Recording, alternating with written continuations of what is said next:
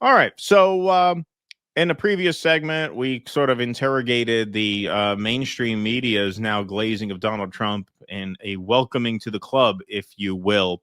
But you saw a whole nother level of just idiocy online, mostly online, not entirely online, to be fair, which we'll see. But the real line amongst the online morons now is that Donald Trump freed Palestine and that the protesters are being awful quiet now that there's a temporary reprieve. And so let's hear from this woman, shared by Paul Sapula, a TikToker.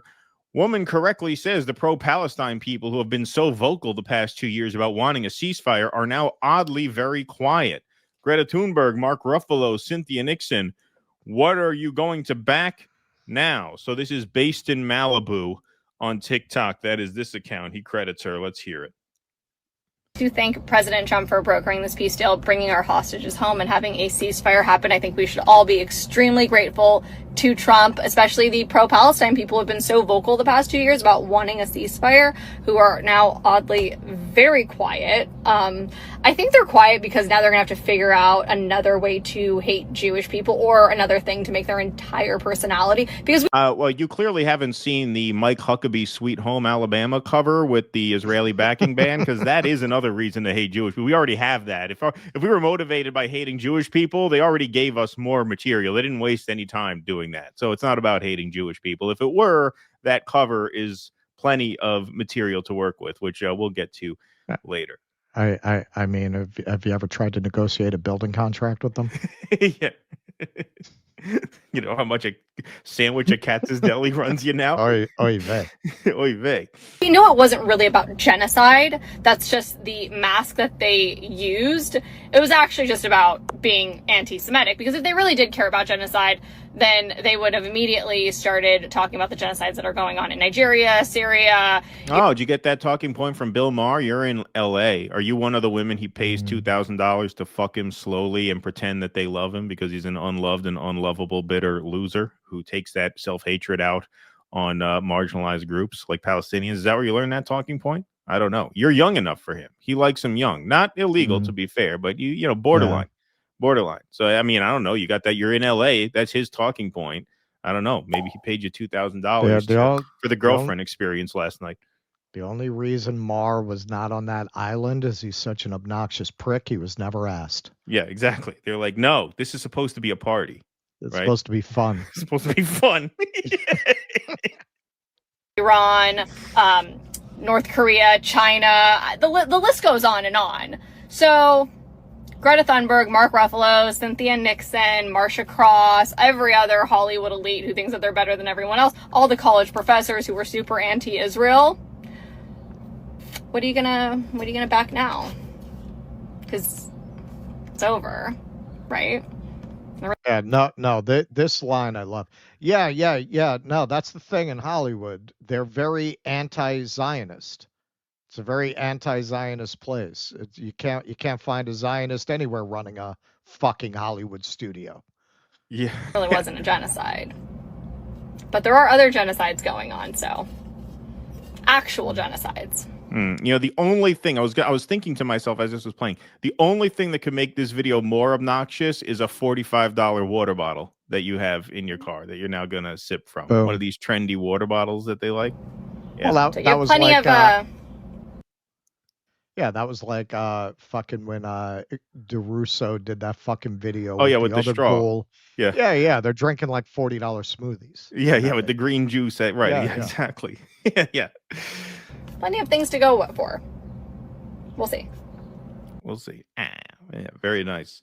Very nice. Well, not to be outdone, Benny Johnson here has a take. To the left-wing pro-Palestine protesters, for years you've been on college campuses and in the streets screaming for peace in the Middle East and free Palestine. Well, guess what? President Trump just did it. He freed Palestine. The war is over. Huh? People in Gaza are celebrating. He is truly the president of peace. We'll take a brief look at this. Now, hideous left-wing orcs with bullhorns have been taking over college campuses, marching and rioting in our streets, saying they want peace in the Middle East and to free Palestine. And President Trump has now freed Palestine. So where are these protesters? In their filthy kiffas, holding up signs of President Trump saying this is our dear leader.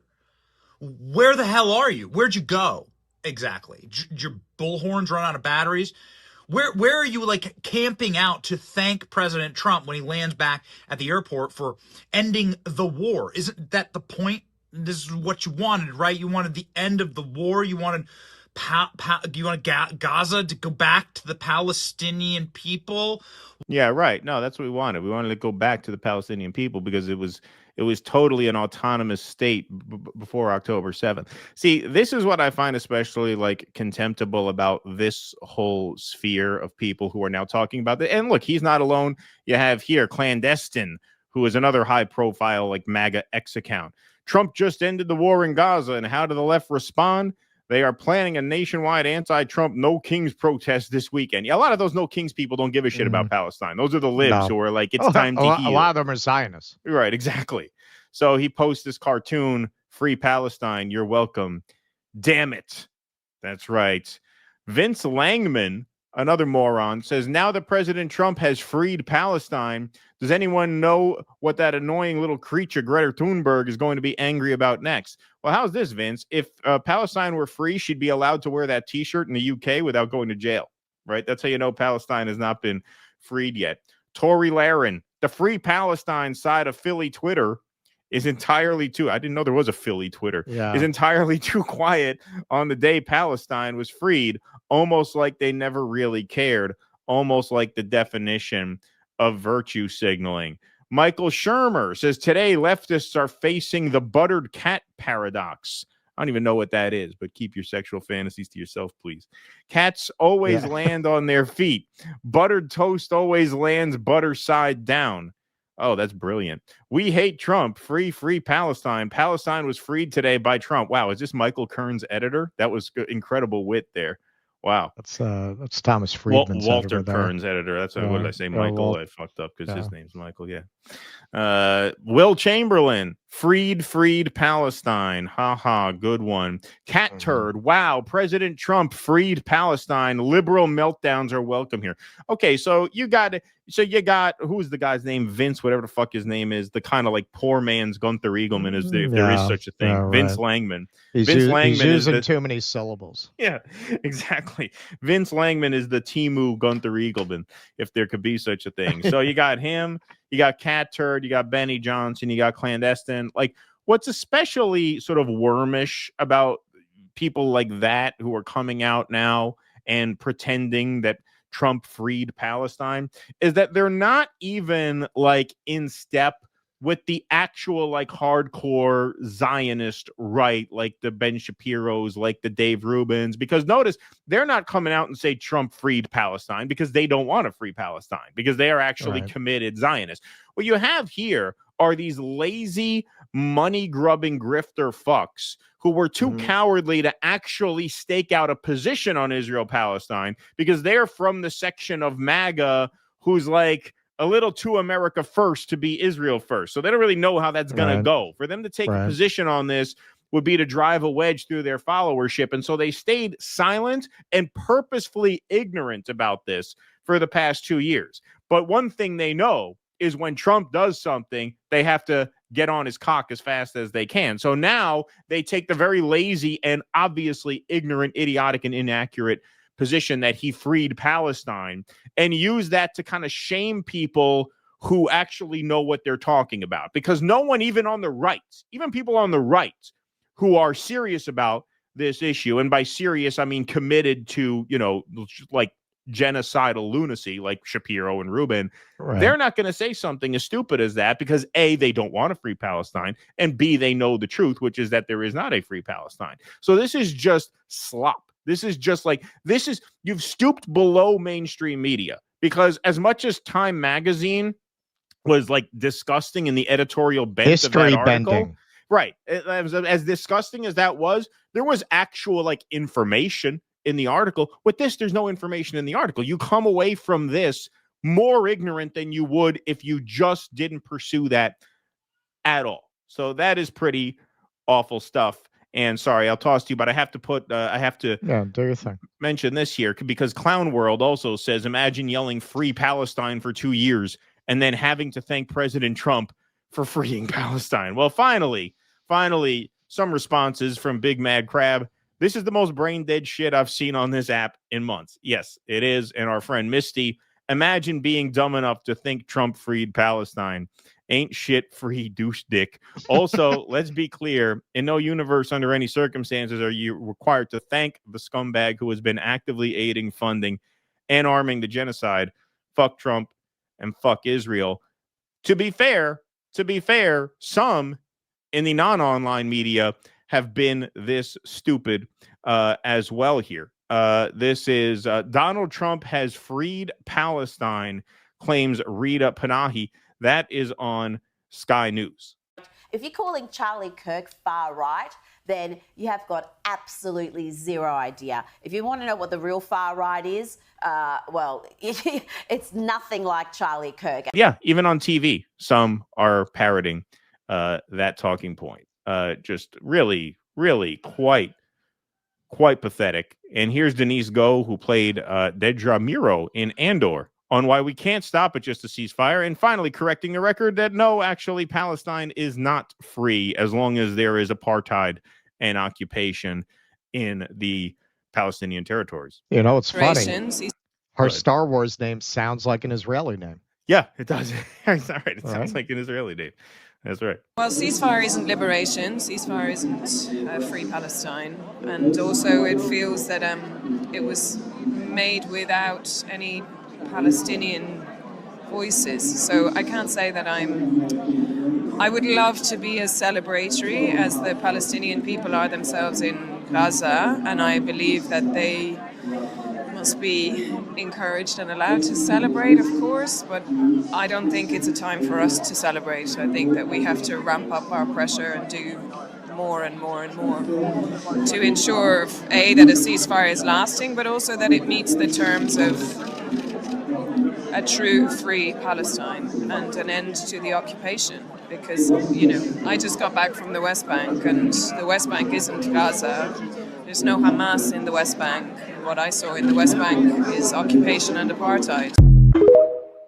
That's right. Occupation and apartheid. Those are the operative concepts here. And that is why it was so important to continue making the argument that no, this did not begin on October 7th, because the pre-October 7th status quo was one of occupation and apartheid. And so resetting back to that status quo does nothing to free Palestine. If there were a free Palestine, these 2 years would not have happened the way they did. That's the whole point. And the amount of people who were too cowardly to learn the basics of the issue for 2 years because they didn't want to piss off half of their followers, to now come out and lecture the left as if we're getting what we want because now Palestine is free. I mean, it's just such schlock. It's such slop. It's such mindless garbage. It is a dereliction of duty. This space exists because the mainstream media has failed. If you're going to put out shit like this, people would be better off reading Time Magazine or NBC or watching CNN than they would consuming this garbage online, which is just so detached from reality. It can't even be called news. It's slop.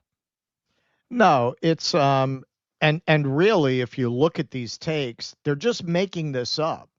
Like they really don't care if what they're saying is in any way connected to reality. Because right. on the one hand, they're saying these people are being so quiet, which is not true. There was an enormous protest in London after the ceasefire was announced. So right. What do you mean they're being quiet? I would have noticed if everyone had fallen off in the conversation. Nobody was being quiet. And then on the other hand, out of the other side of their face, they'll say, well, why are you still protesting now that Trump made peace? But I thought you said they're all being quiet. What you're seeing here for those kinds of grifters who are not straight out Israel first Dave Rubin kind of grifters, they have throughout this been in a very tough spot because so many of their followers don't like this Israel shit, but they can't cross daddy. The turning this into an anti-woke, don't you hate those woke elites thing, they've been trying to do that since day one. That's what I saw at the douchebag dialogues. Really, that was the first time I really saw that tactic at work so obviously. That's their comfort zone, man. That's their comfort zone, where you don't have to contend with this issue and you can just play it for rage bait. Rage bait is where they live. Their bread and butter is rage bait. What you have to remember, and this will come up in the Malay segment, all this shit is a trap for different kinds of mice. It all goes to the same place, dead mice. With libs, they give them Chardonnay. With the kind of people who listen to Benny in the Closet, they give them beer. But in the end, they're directing you all in the same direction. If you look at what Obama did in terms of bailing out the bankers, and you look at what Trump is doing, further kicking people off social program and filtering money to the top, you would think Obama and Trump, they're not opposite. They're not oppositional. They are serving the plans and the interests of the same exact fucking people. The job of someone like Benny is to get you to serve the same exact interests as someone like Rachel Maddow.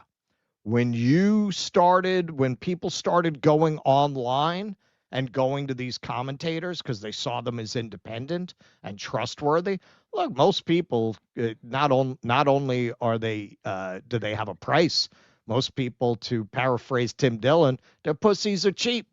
Mostly their pussies are cheap. It's not hard to buy these people. We saw that with Sodagate. Sight unseen, without even knowing who they were working for. All of these people, like Clown World was one of them, that got caught. Like, oh, yeah, sure. No, we'll push sugar. Sure. Yeah, just make sure the check clears. Like, they didn't ask any questions. Once they saw how much influence that space had, what do you think the fucking rich people said? Well, I guess we're going to have to stick to, buying our dying legacy media outlets, and these guys are just going to run free attacking us. No, they bought it all. They bought them all out. There are very few people in that space who are not as owned as anyone you're going to see on cable news. Please clap.